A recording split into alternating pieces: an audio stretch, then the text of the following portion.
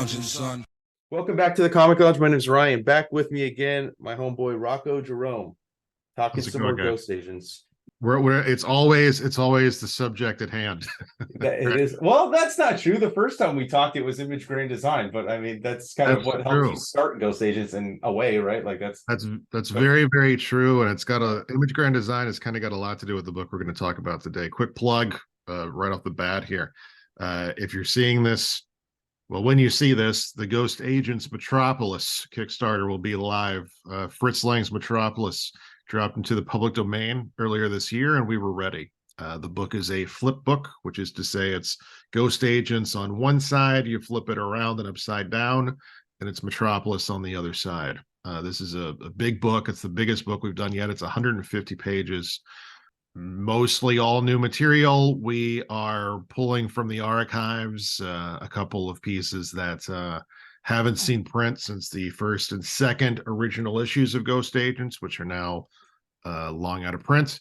And we're very excited about that book. Now, the way that I always like to do this, as most people are aware who have followed this so far, is that whenever we fulfill the previous Kickstarter, we like to kickstart the new one. So the new one we're kickstarting is Ghost Agents Metropolis, and the one that is arriving in mailboxes all around the world right about now-ish is Ghost Agents Crimson Reckoning, which we're going to talk about today. Ryan is a longtime supporter of us and has done a lot of great things for us. Obviously, I've been on the show a bunch of times, as well as a lot of the artists that I've collaborated with, and we really appreciate Ryan, and we appreciate Comic Lounge and everything that it's all about.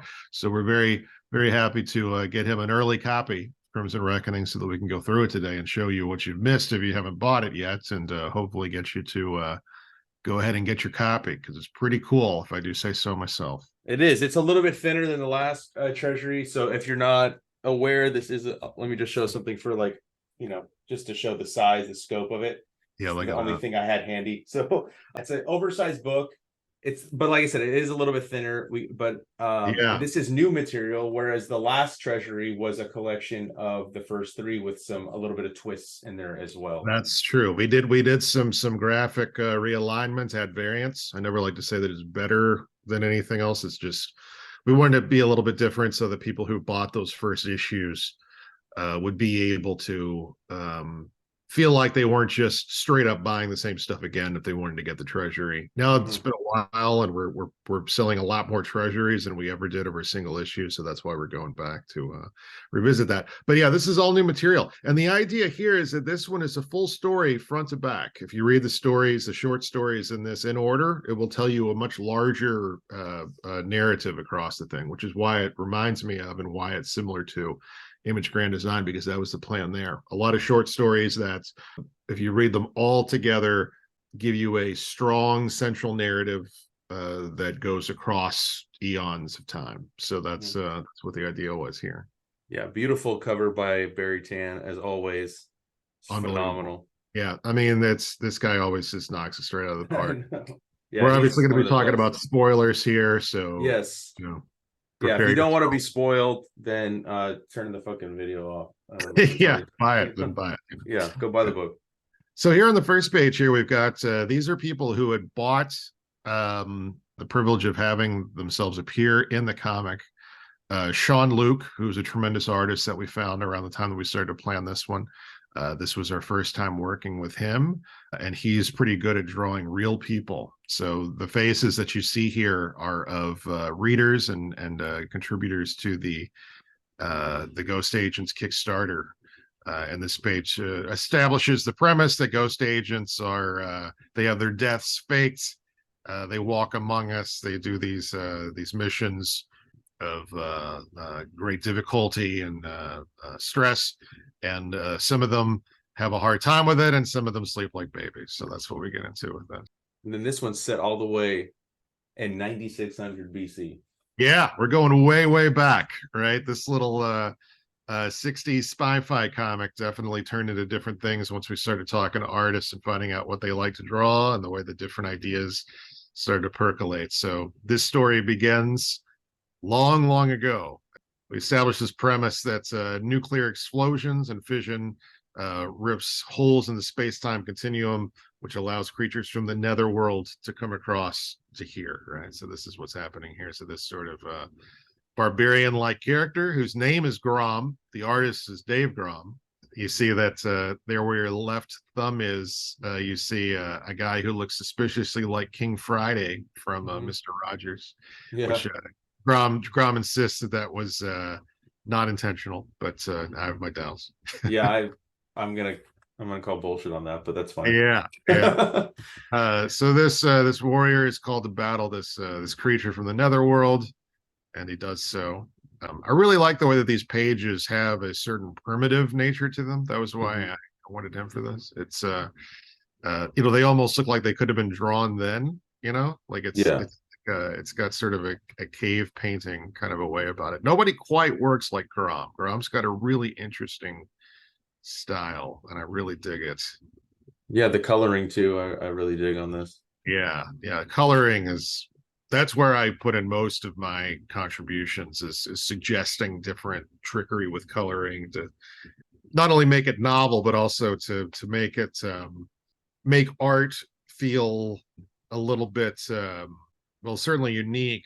I don't know what the word is that I'm sort of searching for, to be able to feel like we're being innovative in the way that we present our. I love the way this axe just goes straight in the eye. Yeah, right. Yeah, that's good. That's really good cartooning right there.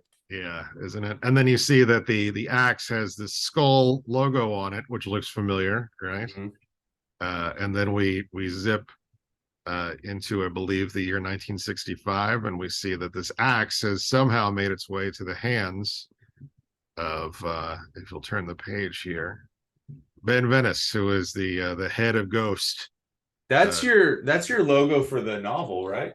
Right. See, so this is how we wrote this in. We made it so that logo, which was created by an old friend of mine named Jack, is the logo from before Ben Venice took over the organization, right? I did a little Roy Thomasing here, as you might say, and we made it so that logo still has a reason to exist. And my friend Jack Maxwell, who made that logo some 10 years ago, maybe, forget how long. It's been a long time ago, but now both these logos exist in our world, right? Now it's Ben Venice who changed it because he wanted it to look different, and he wanted it to look like the Sam J. Royale logo, which now in the context of Ghost Agents was originally on this axe that this warrior held. Yeah, it's plenty ago, right? Love this Todd Fox story too. Todd Fox is a tremendous artist. Todd is the only Ghost Agents artist to have met in person. He happens to live in Evansville, that isn't that far from here. He worked at Marvel in the 80s. He did some Wolverine stuff in Marvel Comics Presents and some other things. It's really something to be able to work with him on this. Yeah, it's just phenomenal, dude. Yeah, he really gets the spy-fi stuff. I'll point something out here on the page close to your right hand. You'll see that the perimeter of that page was left in, right? You see how there's the light blue. That was an accident. That wasn't supposed to be there, but it turns out pretty well, because what's happening in this page is that these characters are infiltrating the enemy base, right? So that seems to be there because it's almost like it's meant to illustrate that they're getting in. Yeah, they're also breaking panel borders, so it kind of makes it interesting in that sense too. We're going to call that a Steranko effect. So the woman here is Donna Prentice, who has turned up many times before, and the two guys have also turned up in previous Ghost Agents books. So that's Oleg and Nero Cross, who are similar to other characters. I shouldn't say, because it might get me in legal trouble. But I find toys by the side of the road, I change them a little bit, and we put them in Ghost Agents. That's how we operate with this. So we see them moving through. Todd has a tremendous sense of movement, right? Like the way that he does these pages, like the action is just so, it flows with such right here incredible feeling. It feels so palpable and real. And the interesting thing about this is that I was seeing these pages one at a time, and I think maybe out of order. So I thought they looked cool from the get, but until I saw them all together, when I saw them all together, it was like, wow, this is a symphony. Like the way that this moves, it's like, it feels like you're watching a movie, right? I mean, it feels cinematic. No, the way he's able to to show the weight of her body, like flying back and then in the air, and that Yeah, it's phenomenal, dude. Yeah, and look at these two, man. Yeah. You know, I always ask for images that can work as posters, right? Like make pages that look like posters because I want the thing to feel like an art book in a lot of different ways. And I also like to be able to have these posters that we can sell because that really helps us to get to our goal on our Kickstarter campaigns. So these, of course, are both posters. All right. Yeah, they're Yeah, both love great. this, love this. So with the Nero Cross here, you know, the machine gun and you know the guys behind him that you see are the reflection of the guys that he's mowing down, right? Something you could never do in film because the camera would have to go someplace, right? Yeah. The camera would be reflected in the mirror. I guess now there's computer trickery, but this is something you can only do in comics because you, the viewer, are not visible. So just excellent, excellent work here. Yeah, I'm blown away by this. I very, very pleased how it turned out. So you see that they have they've been sent here to kill this Nazi war criminal, and they find that he's already killed himself. And it turns out, spoilers again, this is the father of Adelaide von Volker. And then in the next story, we get some That's content. brilliant, though, that the noose Right? is the break in the panels and you just see a white silhouette. Yeah. That's phenomenal. Saul Bass right here, buddy. Yeah. I mean, it's just like, you know, this guy, I didn't tell him to do that. You know, he came up with that on his own. That's the kind of thing that happens, I feel like, when you give the artist a lot of latitude. We get John Burkett back John again Burkett, for another man. story. Yeah, it's so great to have Burkett back in again. Tremendous, tremendous artist. We're seeing sort of the origin of Adelaide von Volker. The idea here is that she is the sort of a legacy of the Nazi war criminals who are hiding out in South America. She's the daughter of one of these you know big wigs who was one of Hitler's top people, and due to some things that happened in the Apocalyptico book, she's lost her mind and has sort of become like our version of the Baroness or Viper, you know, Madame Hydra. Like she's that character with the mangled face and. She went from wanting to just eliminate certain races to just wanting to kill everybody on Earth. That right? Crazy eye too, dude. Yeah, right. It just like the effect of that, the effectiveness of that eye just shows you how insane she is. Yeah, Burkett is such an emotive artist. The things that he's able to put together. What's happening in this story is that Burkett told me that he wanted to do a heist story. And I said, okay, well, how about we establish that Adelaide is cut out of the will, which is what happened in Todd's story, and then she needs to go to the Polish bank and get or not Polish bank, the Swiss bank, and get her money out, right? So, and he was like, well, so what happens in the heist? And I was like, I don't know. You wanted to draw a heist, buddy. You decide. So all these pages where there's no text, he determined what this heist was going to look like in real time. I love the gorillas in these like mech suits too. Yeah, he just came up with that. We'll find a way to incorporate that later. That happens a lot of times with artists. Like there'll be some sort of an idea like that they'll come up with that I didn't really intend, but then it's like, well, since it's here now, very, very, very rarely to never ever say like, no, we can't do that. Like, I think the printing came out really, by the way, it a little bit like not as see-through almost on this. Yeah. Did you notice that? I did notice that. Yeah. I'm not quite sure how that happened. I really learned to love the fact that, ink and art bled through on the last one. I think it adds to the effect, but it didn't happen as much. It's kind of a happy accident in a way, like when you print these things on newsprint, it's just like it was back in the day, like just shit happens sometimes. Yeah. Yeah, but at least there's no like color bleed like there used to be where you'd see like the color bleeding into another color and it would just like look weird as fuck. Not that I don't mind seeing those. I love that weirdness. I always go back to that Brian Eno quote about how the things that we used to hate and want to avoid are now our favorite things, And now here we see Jack Infinity again, who's a character that is well liked from the Apocalyptico book. And we see how he's this sort of misfit character in the world of Ghost Agents because he has these like mystic abilities, which are sort of not really what I wanted to have happen in the world of Ghost Agents. But here we go. I try not to be too pedantic or get absorbed with these things. So he's a much older guy now, Jim Morrison based. Course was kind of the note I gave Casper, but you see how he assumes his astral form here. Yeah, Joe. I love these pages too. They're just awesome, dude. Yeah, dude. And I mean, I always talk about those 70s comics, those late 60s, 70s, Head Trip, Head Shop, druggy, sex, drugs, and rock and roll kind of comics. No, this So is you awesome. see the end of him here. He doesn't survive this one. Kind of written him out. I assume that there will be people who will be displeased with me about this, but we can only. So here we see Adelaide and Donna having a tete-a-tete here, after a battle where some serious shit went down and a bunch of ghost agents died and a bunch of Apocalyptico troopers died. And the play here was that Barry told me that he wanted to do just a scene where people were just talking. He wanted the challenge of making what some would say a boring scene into something that was intriguing and emotionally fraught. So I wrote this. He had originally said that he wanted it to be in a diner. Couldn't really make any sense for why Donna and Adelaide would meet at a diner.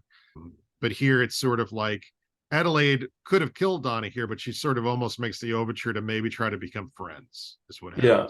I wonder if he wanted to do that because of like the first scene that comes to mind is like Heat with Robert De Niro and Al Pacino. Right, so I can see that being like a really dope scene to do. And that's the best scene of that movie, I think. 100% the first time De Niro and Pacino ever acted together. So yeah, I definitely kind of use that as a sort of a spiritual basis for this, of like these two women having this moment to talk. And I'm always very cognizant of what is it, the Bechdel, Alison Bechdel, was that the woman's name? The test where it's like in a scene with women talking, are they just talking about a man? What are they talking about? And they're not talking about a man here. They're talking about themselves and how they may have been friends in different circumstances. And ultimately it's Donna here who makes the rejection. Like no, these are probably 3 of my favorite pages in this book. Yeah, awesome stuff. So Adelaide is rejected by Donna here. You see that she's kind of maudlin. Such expressive pages, man. Oh, yeah. He did such a great job of nailing the sort of internal sadness at the heart of this character, Adelaide. So then she leaves Donna with a knife and a radio so she can eventually wriggle her way out of her predicament, by which point Adelaide will be long gone. So then we jump ahead to 1980. We go from, I think, the late 60s or early 70s, years ahead. We see that Adelaide's arm has continued to rot away. So her prosthesis, her robotic prosthesis, is sort of gone up to her shoulder at this point. She has a daughter. And here she's saying, "Darling, I hate everything alive except you." I love that. Such a good line. Yeah, she literally hates all of humanity. So this is, the thing is, everybody knows I love Steranko, and that Steranko is a big influence of mine. And I kind of think of Ghost Agents as being Steranko as a genre. But a lot of times when I work with artists, I tell them like, hey, look, don't do that. Like, don't feel like you need to do Steranko. I don't want it to feel derivative. This was the only time so far that I remember being like, you know what, let's do that. I think we've earned the right at this point to do a full Steranko homage. So I asked Miguel Galindo here, who's a tremendous artist, to go ahead and do the 4-page spread like you see on that issue of Strange Tales when S.H.I.E.L.D. raids the Hydra base and the shit hits the fan, which is basically what's happening here. Ghost Agents is raiding the Apocalyptico base. So these 2 pages placed next to another copy of the book with the following 2 pages will give you a 4-page spread. Sick. Yeah, so you gotta have all 4 of them. And of course, this is after Steranko there. It's pretty similar. It's not entirely. It's close enough that it can be considered an homage for sure, but it's also kind of its own thing. And you see up there by your left index finger that Ben Venice is there with that axe, right? So you see that axe. He's had this axe all these years, and he's using it now somewhat symbolically as they raid the temple, as it were. Yeah, these are great pages, dude. Yeah, man, Miguel is amazing, and found him entirely by accident, like so many of these guys. So now Donna is confronting Adelaide. This is the first time they've seen each other since that last time on the island.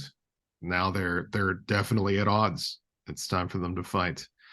Donna goes ahead and tosses her handgun aside because she wants this to be a true blood feud, Mhm. and the two of them get to fighting. This is great right here. I Right? love the color work here too. It's awesome. Yeah, dude. I mean, it feels like its own thing. It's new. I mean, the thing that occurs to me in comics is that I feel like narratively, we've only really begun to scratch the surface of what can be done on a page. So many different ways to push images around that we've never thought of before. And then here they fight. You see the crack. You're not sure which character necessarily is having something broken when you have the crack, and then you see that it is in fact Adelaide, and that Donna has finally killed the main villain of the comic, and the sort of Napoleon Solo-esque character. Mhm. Go ahead and say it out loud. 17 years she started that fight, it says too. Right. Yeah. And Cross, and he says, "Oh, it's over." And Yeah. Donna says, "I'm not so sure about that." Nope. But so It was then we the see the daughter. daughter, who her mother has just been killed. She's just lost her whole world, and she's on the helicopter with maybe the at this point lone surviving Apocalyptico agent, Mhm. and they're flying away, and she's very angry. And now we see here that this goes on for generations, right? Adelaide 1 was the one we just saw die. Adelaide 2 is the one we just saw as a little girl. And for decades, going into hundreds of years here, these Adelaides keep being born. We have this multi-generational 20 generations of Adelaides who are all leading Apocalyptico, some version of Apocalyptico, trying to bring about the end of life on Earth. Yeah, this is This awesome. is, of course, Sam J. Royale. I gave him full carte blanche to just go wherever he wanted with these. We knew what Adelaide 1 looked like. We knew what Adelaide 20 looked like. Every other Adelaide version we didn't know. And I mean, you can see here how there's just so much. I mean, I don't know if it's fair to compare it to like Wes Anderson. I don't know if that's what he was going for, but you really see like so much character in each one of these pictures, Mhm. Yeah. No, this is awesome. And you see how so many daughters kind of seem to kind of almost resent their mother in the way that they rebelled and were very different from their mom. And some of them go with the eye motif, and some of them reject it. But for all these generations, Apocalyptico battles Ghost and is at a stalemate all the way through until we join the far future with number 20. And there she is closer up. Nathan Grixty, man. Nathan Grixty. It was able to get a lot of people, or a few people, I guess, who had worked with on Image Grand Design and not since, including Grom and Grixty here. Mhm. And it's really great. It felt like a great homecoming to be able to work with Grixty again on something as well as Grom. So here we see that Donna, of course, is long dead. Yeah, But dude. these Donna bots, these robots, sort of like Terminators in her image, are the main fighting force of Ghost, and it's the year 2568. And we see this scene again of Ghost raiding the Apocalyptico base. This is fantastic. Isn't it, dude? I mean, just like the pop art nature of this just bleeds off. I mean, it's unreal. I Mhm. fucking love these pages. So we see that Adelaide 20 has already set the course. The bombs are set to explode. There's nothing Ghost can do. They're too late this time. So she nukes everything. She dies herself, becomes a skeleton. And as we established in other Ghost Agents books, and at the beginning of this one, this nuclear fission, these explosions are the things that rip into the space-time continuum, into the netherworld, and produce these kaiju, basically these awful abominations to climb onto Earth. So all across the world, not only is nuclear waste being nuclear fallout being driven all across the Earth, but also these horrible monsters are coming out and Mhm. destroying every city everywhere all across the planet. The Apocalyptico logo is, of course, there at the middle. It's always been this, half the Earth and the nuclear explosion. So it took them hundreds of years, but finally Apocalyptico was successful in dealing a fatal blow to life on Earth as we know it. So then we go even further into the future. We go a couple hundred years into the future. We got Sean Luke again, who was the guy who was the artist on the first page. And we got him doing this one where we see this barbarian. I wanted this one to you can go ahead and turn the page. We're into the next thing. We're seeing that a battle. This is the earliest Masters of the Universe, pre-cartoon, Alfredo Alcala drawn pages. Were about what seemed to be about Earth having warred itself into the Stone Age, right? That's why you have like lasers and guns and swords and barbarian things. And He-Man was the first thing I was super into. Masters of the Universe was like my earliest obsession. That and Star Wars. It's hard to say which one was kind of first. But this I wanted to sort of pattern after that. So you see that these future civilizations, you kind of have a mix and match of netherworld and human, leftover humans.